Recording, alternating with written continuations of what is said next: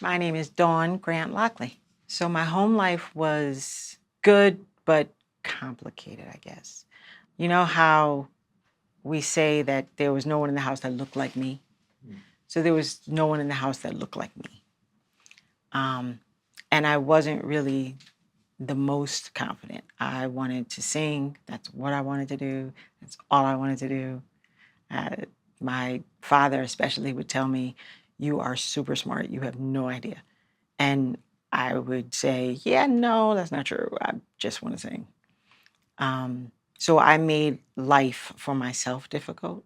I left home April 11th, 1991, and called myself being an adult. So I lived in my car, and then I met some people, and they liked me. They didn't care what I looked like. They didn't care whether I was smart. They didn't care about any of that. They just liked me. I never felt like I was good enough. Like, my brother and sister played sports. I did not. My brother and sister were social. They had friends. They did all these things, and they were closer in age. They were 2.5 years apart, whereas I'm 6 or 5.5 and 7.5 years. So it was always like me on an island by myself versus, and it wasn't them, it was me and my negative feelings about me. The most influential person in my life was my mother. She was the best person I know. She would literally give you the clothes off her back. I went to prison for conspiracy to murder. And I didn't tell her until the day I went to prison. I called her up and I said, "Ma." So I went to court and she said, "I know." I said, "Well, they said that I'm gonna be gone for 6.5 years." I probably disappointed her at that moment. The turning point for me, before I came home, I wasn't going back. My mom had 2 heart attacks while I was in there. And I realized that she was really afraid for me. At that point, I had a daughter that I wasn't able to spend time with, and I had disappointed my best friend in the world, who was my mom.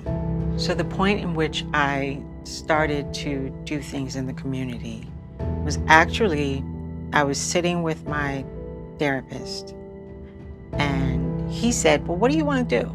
I said, "I want to help people." And he said, "That's social work." I said, "Well, then that's what I want to do."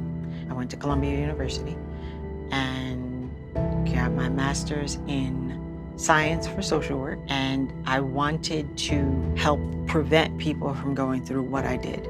So I started by doing family therapy since I've been home, and I've been home over 20 years. Other than my family, I've never heard, "Good job. I'm proud of you."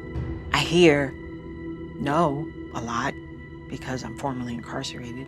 Pardon board said no to me 4 times.